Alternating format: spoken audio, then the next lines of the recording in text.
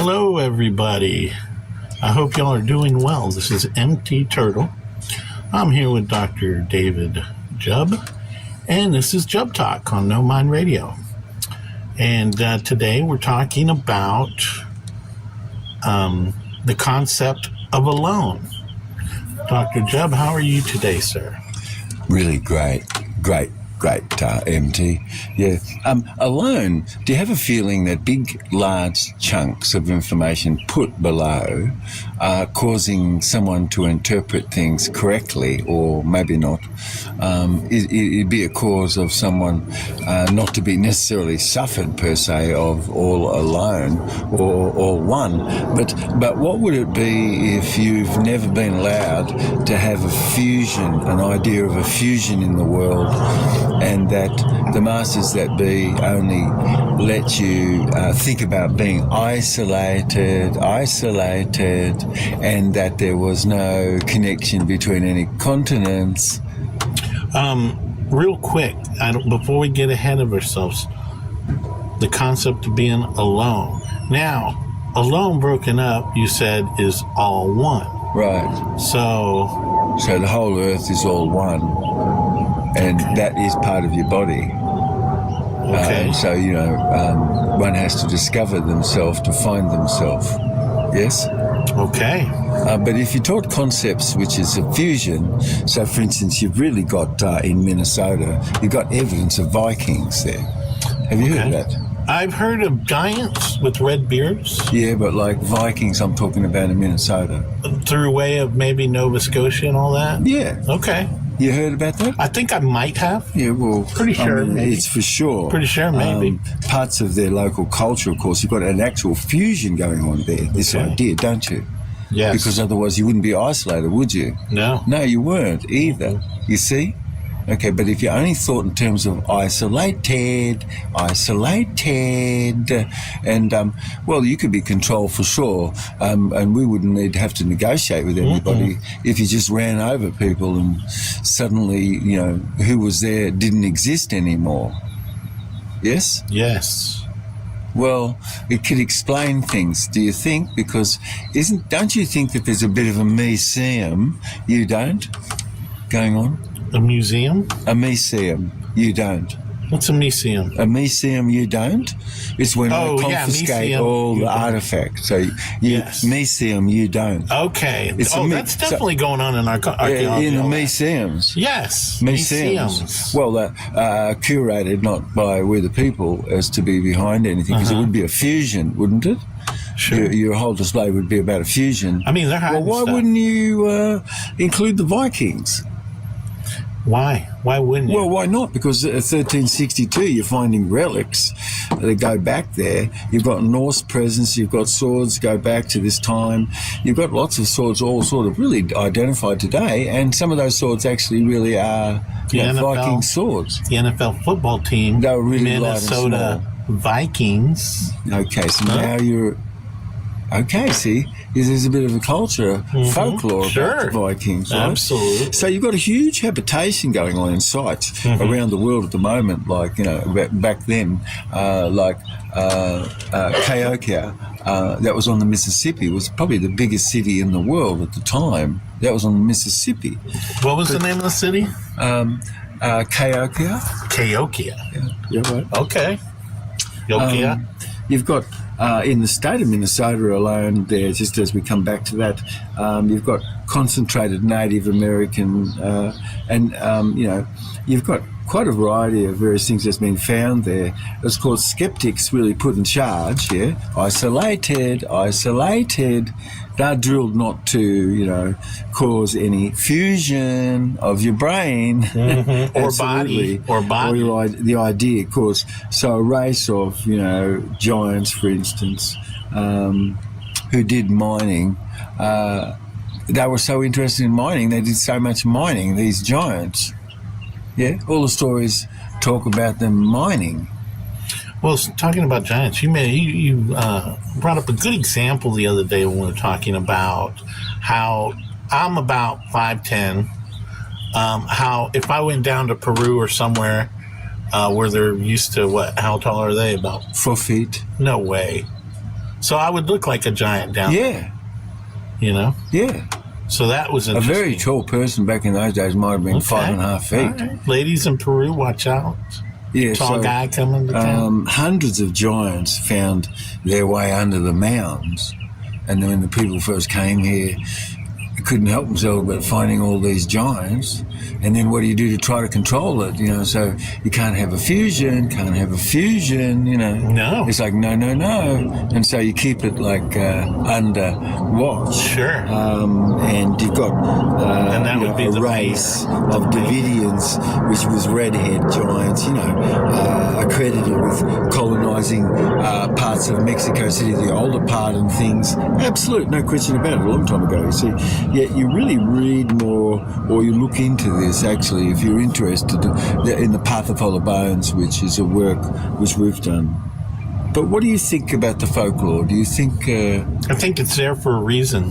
Yeah, right. You know? So, you could hear some things that's allegorical, but you could also hear probable facts. Before writing, there was folklore, you know, to help pass on, you know, warnings. Yeah, well, Nevada events, here like was that. where the ice pack finished. Ooh, really?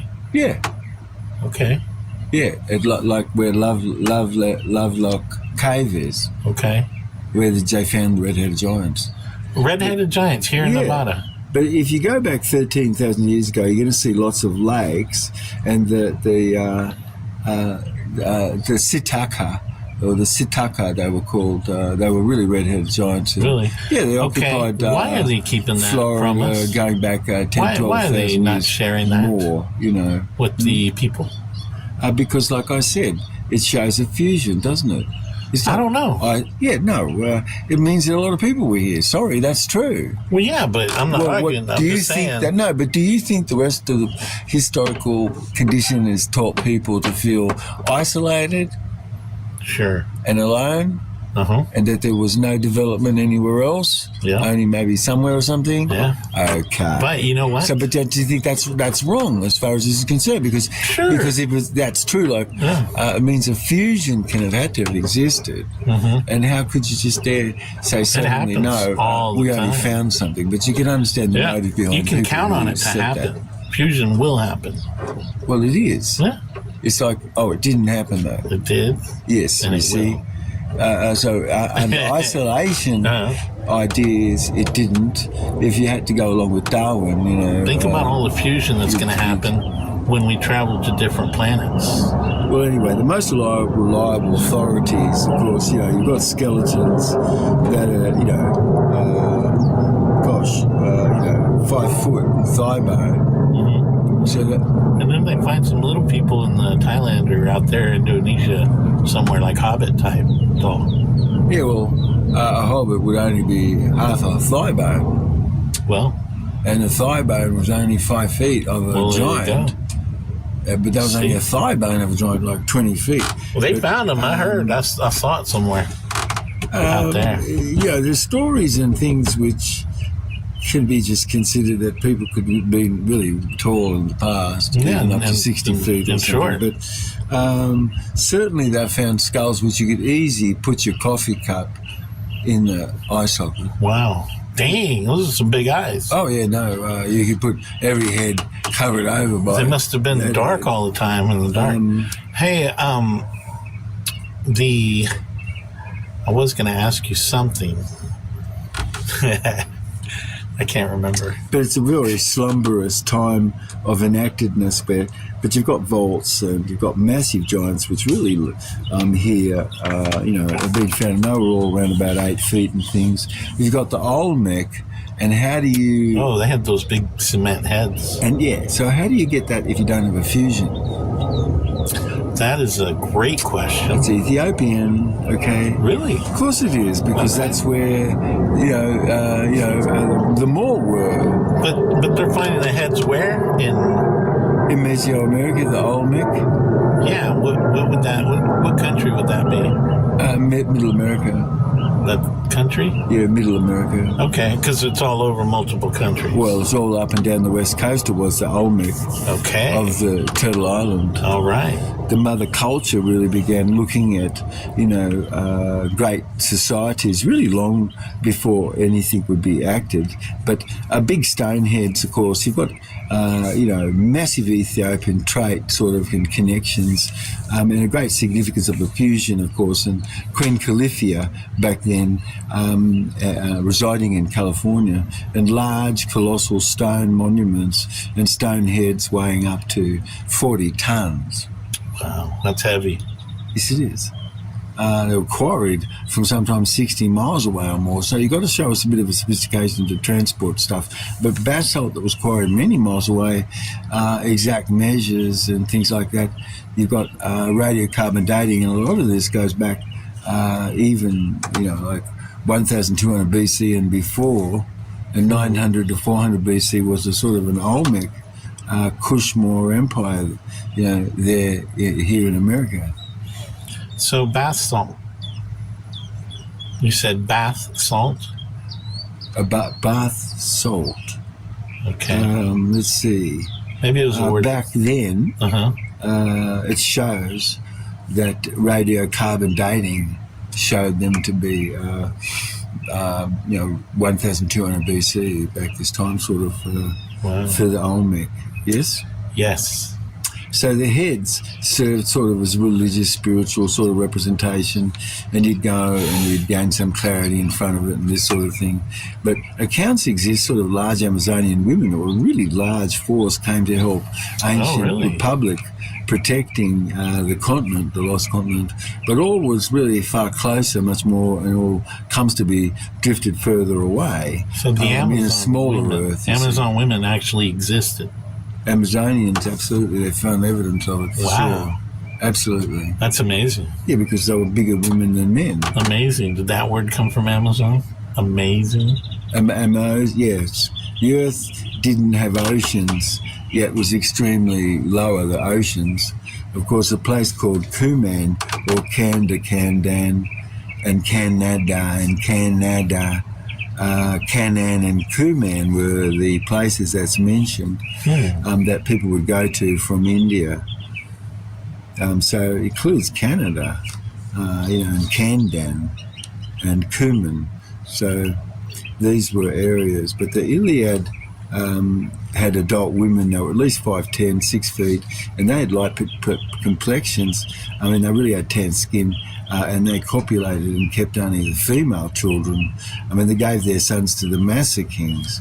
The female horse riders, like in the story of Turtle Island, how Amazonian monarchy sort of happened, and did that sort of happen because we've got all the marble carvings and all these sorts of things left in San Francisco. And the Northeast tribal mythology of Zeus, of course, and Califia. Penthesilea. You've got women in history that absolutely identified lead Amazonians that assisted the Massa against the Greeks and people that were trying to topple common law, and they'd occupied Troy. So Thalus, also Hippolyte were names. Yes, of Amazonian women in the Middle Ages, of course. Wow. You see? Yeah. So the Amazon women, legends, and all that stuff. Well, 25 BC, you've got Alexander Helios, that's Cleopatra's son, and Mark Antony's son, coming over here, 25 BC, to make sure that they could, entomb the mother and father, King Jubba and Cleopatra. Wow. You see. And 25 BC, you've got Alexander Helios here. He's got over 500,000 people. I mean, they came across Turtle Island from here and also far. It was their western province.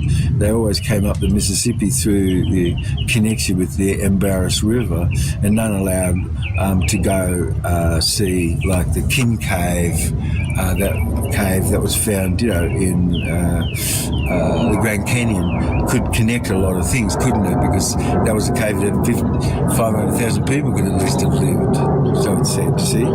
Alexander's people came here in 300 BC, also, as they did other places as well. And a great deal of artefact does show how many came here in boats. Of course, King Jubba and Cleopatra are entombed here in Illinois. I mean, the Caribbean really is you've got the Creek Indians, and you've got tales really connecting all of these ideas which we're talking about. But the ancient Crus definitely did come to and use Turtle Island like they did Australia. Okay, let's hold on a second here. So you're saying that Cleopatra and King Jubba II, or the first? The first. Are buried in Illinois. Yeah, it seems like that, yes. It's them versus Jubba II, which was Cleopatra and his son, and Selene, which was the daughter of Cleopatra and Mark Antony. Wow. And I think if a lot more people knew that, Illinois might end up being a red state. Well, we've got solid gold sarcophagus and Ra and sun god artifact and a massive treasure trove of gold. It's really King Jubba's treasure, an encyclopedia that Caesar was trying to go after because the cartography would have told them, gee, where everything is, in fact, you see. But they had prophecy stones about this time, and also to what stars would be on the horizon when certain things would happen to begin a movement back toward what the rainbow prophecy prophesies back to common law. Okay, now, back then, and you're painting a great picture of things, would you say it was a lot easier than it is today to feel alone? If you could imagine knowing that you're surrounded by artifact that's numerous of Alexander Helios, for instance, how could you say people were alone? Sure, I'm sure there was a fusion, the entombment, but did they feel alone, or 500,000 that were here because they were persecuted? I don't think they felt alone. Yes, they did. They felt alone, of course, because they were persecuted. So, look, alone is an intelligent emotion, all right? It's just don't get stuck in that's all, but it's intelligent, do you see? Okay. So that's the only thing. It's just like love. But it's a cover-up, that's what I'm talking about, with the Vaticanus and Kincaid, fraud, and the hieroglyphs and everything, and the small boat that he used, he comes across the cave, finds oval-shaped doors there, chiseled passages, sharp angled, like massive complex, seeds all left, dining halls, metal works. You've got really a used lost art of hardening metal and things like this, but they also found slag piles and this sort of thing. So in the crypts there was mummies, and there was an entire underground city. They all were males. Was in the Grand Canyon. Yeah, and they were all males. Why are they hiding that as well?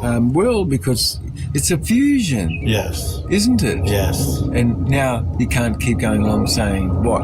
We found it. Because that's a bit of a lie, isn't it? Sure. Yes. But there I go, using that word again. There's really advanced civilization long before the Bronze Age, mate, because you've got metals like platinum and things like that. So, you'd have to know people. Well, I think they should harden stuff like incredible.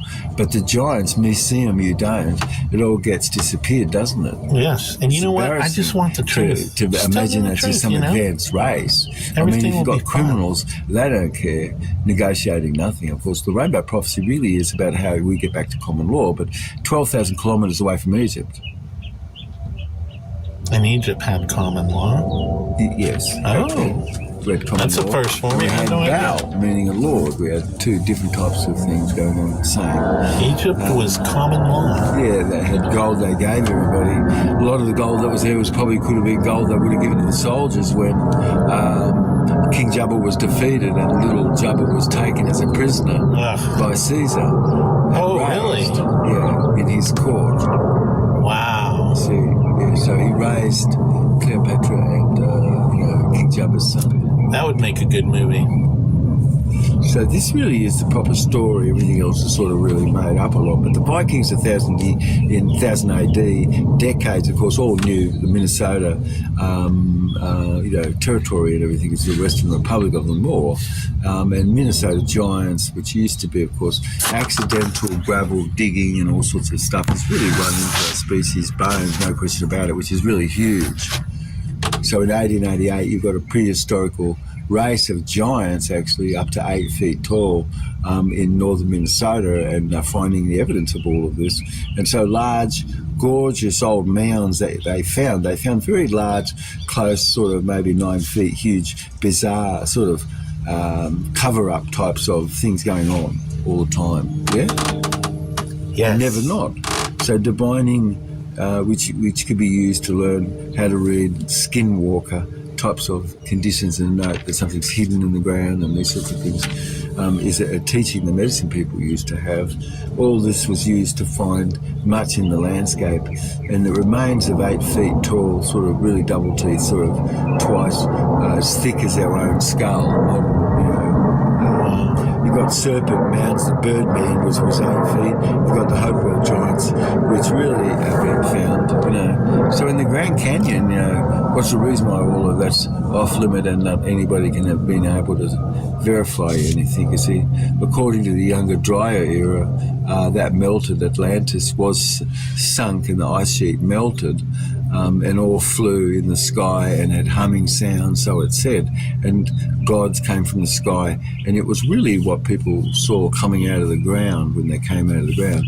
But the museums really is like, all that is a hoax because everybody was isolated. But found up the top, there's thousands of caves, man-made caves blocked by steel bars. And you've got so much stuff, and it's what the reason why all the climbing apparatus was set up at the top of those. And when was it? To get fleeced. Massive a section was above that cave for climbing. Massive. Wow. Okay. So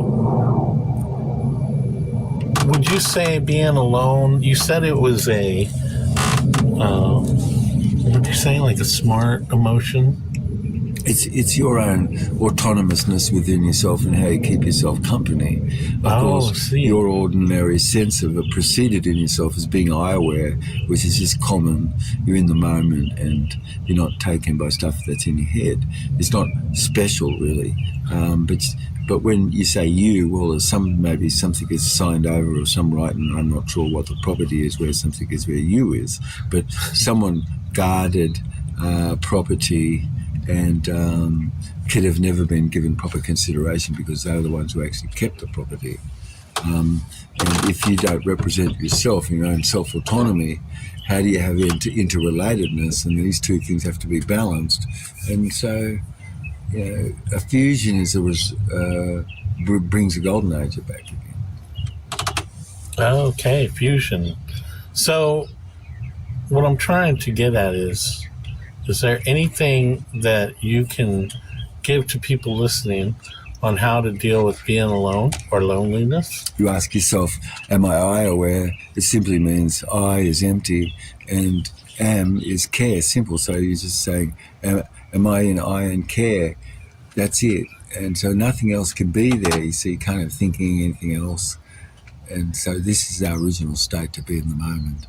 So I is eternal because the only thing which is absolute, which is empty space, that's stellar, which is I. You have a body, which is what you could see. 4% is baryonic matter, which is your body.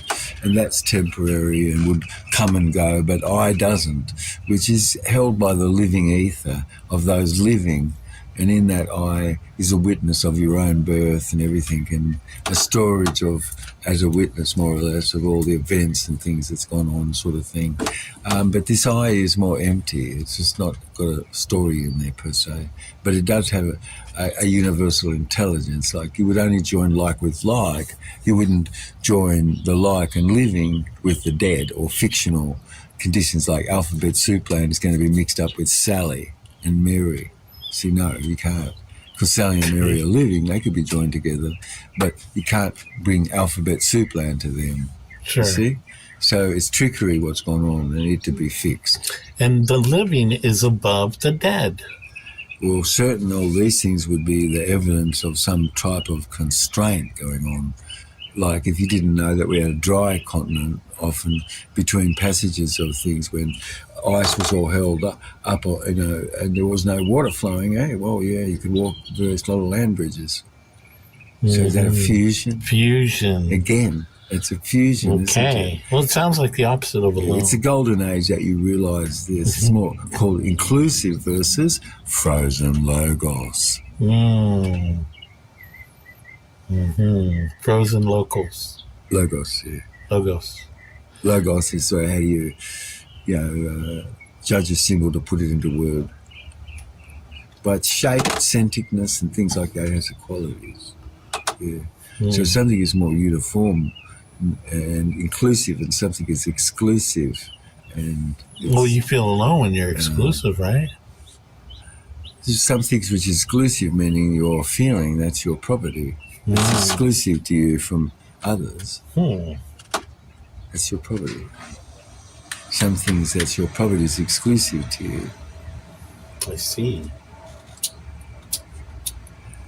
So research could show, how climate can have changed and oxygenation of the ocean and how acid rain caused coal and reefs all to be slowed but disappeared and things over time. But large-scale movements here have occurred, and that's what we're talking about. We're really talking about a fusion having gone on into the past, and a smaller Earth. As you look more into this, I think you're going to find it really fascinating, mate. So we were never alone. When you say we, first, we kind of is like we suffer a bit because you're only prey, because you were sent to be colon on your knees somewhere. Okay. And so you would have to pray to your relative because you'd be prey where you were to the neighbours. Oh. So, I'm not sure. Okay. Yeah. I think emptiness is I. Cartography was really known a long time ago by the war, you see, long before all of a sudden these other people started to learn about it. Yes? Yes. So, what would you say is the best way to instantly feel not alone? Talk to somebody? When you say not to feel alone, let's say somebody's all one in themselves, like you point out, and they keep themselves company, and they're empty inside. So there isn't anything, except someone being in the moment in a certain sense. Okay. So all one describes a condition somebody has within themselves, doesn't it? Yes? Yes. Right. All right. Would you say being or feeling alone is a condition? Well, you could imagine that whenever a snowball Earth happened, there was still habitable zones. But if you were not into fusion, maybe you'd think, gee, that's a bit snowbally. Not only am I for fusion, some people want to be alone, They like being out there all alone. When you like or you dislike, you're being controlled, aren't you? What? Yeah, because you like something, so you can be controlled. So if I like or dislike something, I am being controlled. Well, you're controlling, yeah. And who is controlling me? My wife? Just only the word. The word is a physiology. Like if you said bigger, mega, ultra, supersonic, and you have to have the bigger, mega, ultra, supersonic to have something. Drink. It's like, the drink size. Well, what is it okay to be just a woman, or do you have to have a supersonic woman? Oh no, woman's fine. Okay, so a man's fine too. Yeah. And if you have to have Superman, what does that mean? Well, then you have to have a superwoman. No. Because answer the question. If you have to have Superman, we don't have Superwoman. Stick with that. The question was, now hold on. We have Superman, so don't get off that just for a second. All right? Superman. Yeah, so I'm just asking you a question. What? What's going to go on if you have to be Superman? If I have to? Oh, you don't think that that's the actual idol? Yes, it is. Superman. Yes, it is. Actual- a super big and well, mega you know what? ultra. Let me A tell you super big and mega ultra. I think what it would be Supersonic. like, it would be like, you know what? I'd have a lot of more responsibility. You'd have a lot of a judgment going on about more yep. or less, Yes. right? More, and it's probably. about more or less, isn't it? Yes. Okay. So do you have a feeling that if it's not more or less, the word don't come up? I'm sure they'll come up somewhere. No, they wouldn't. Oh, okay. Because it's coming from neediness, like lecherousness about what I like. So then, wait a minute. But what if I do like something? Is that my fault? Your body could like something. That's not I. How could I like that? That I is empty. Well, would I say we we just like it? Well, we's really weak, isn't it? Like we, where's we? Mm-hmm. But we could be like, we would enjoy socialness, yes. Well, that's interesting. All right, so a good technique so that you're not alone. What would you say? Get up and call somebody? Get on the phone, call somebody if you feel alone. Right? I think that when you have to go to Japan, like you point out, Who?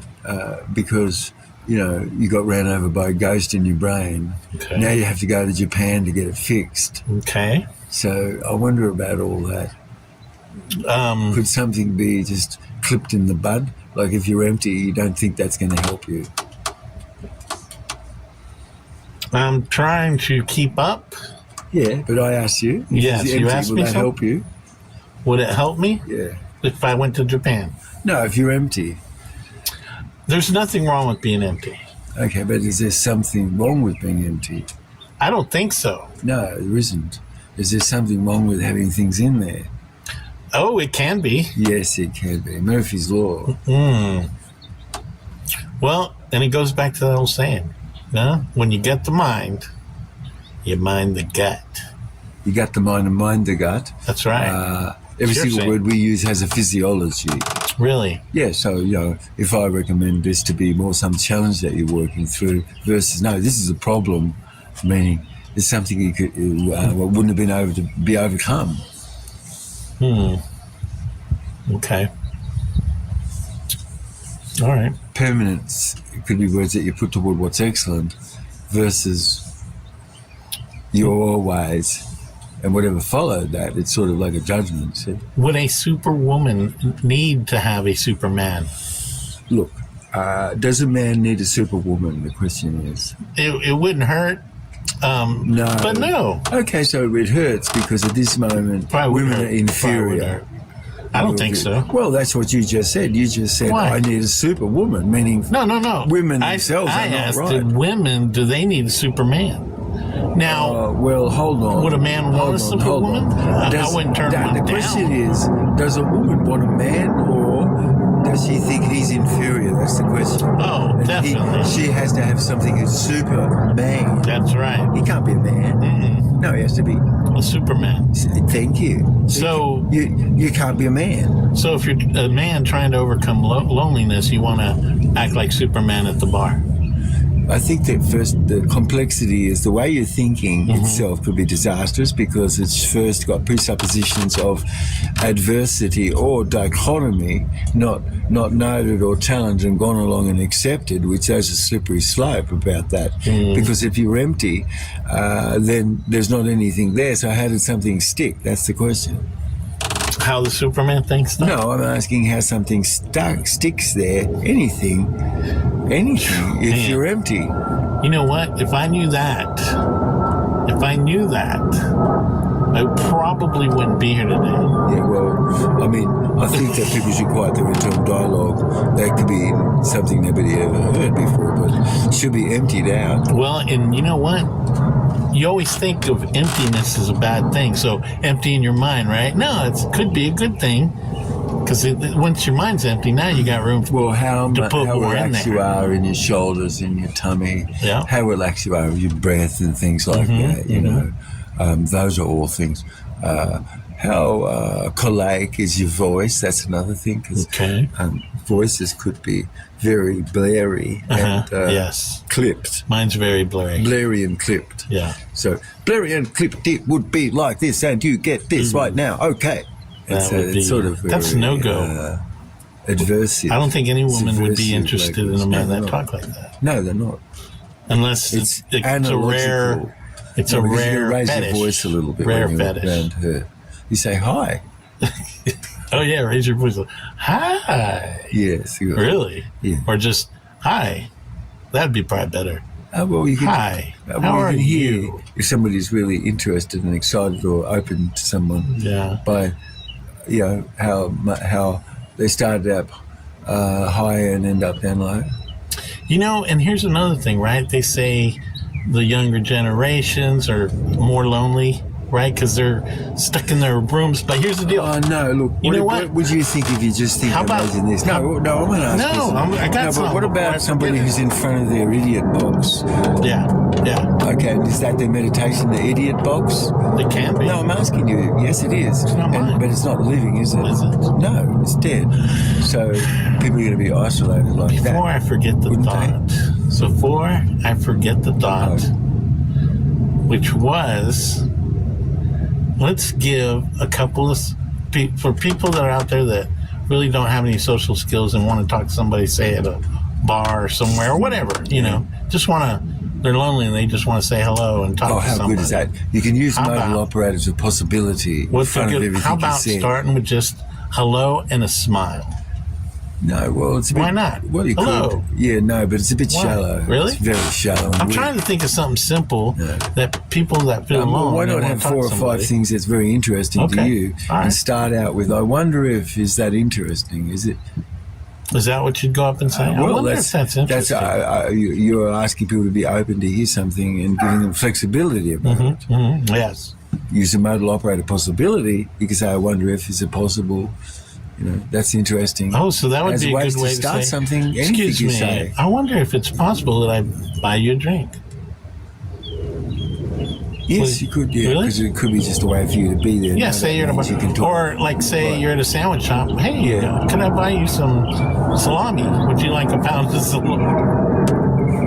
Well, that might not be right. The person's eating. Who's to know? You have to have noticed something that you'll know that will gain rapport with it. Okay. Yeah. Give me an example. You might say, "Oh, I noticed that you really eat very healthy." Okay. That's really good. And that's like finding something in common if you're... that might have been interesting to you. Yeah, that's right. Okay. Exactly. It's very good. See? Okay. Start off with the generalization. More life versus love. Get a life story, not a love story. So, right. Now, so would you start off with, say, a generalization? A generalization? You don't want to say specific things like, I know your grandmother. I think that would be a bit crass. No, well, yes. Well, I mean, yes. So, okay, didn't you tell me a thing about using generalization to find something in common with the person you're talking to? You certainly would want to have a possibility of something, because you wouldn't, like we said, say, I know that, your Muslim parents or something, and you're thinking, what do you mean Muslim parents? It's or something. Yeah. See? Say, who's this or Christian, like who's this loco crazy you're thinking to yourself, well, wow, I can't even remember any of that. What's that about? Yeah. You see, too specific and not necessary. Now, I used to know a guy named Thrill, and he would go up and ask women if he could rub their feet while they're playing slots at the casinos. That's crazy.